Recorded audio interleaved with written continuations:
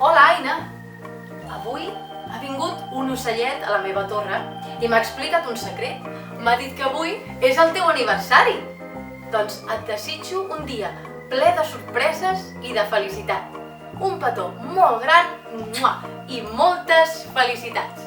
Aniversari feliç, aniversari feliç, que tinguis bon dia, aniversari feliç. Per cert, que se m'oblidava una cosa molt important. D'aquí pocs dies, ens veurem.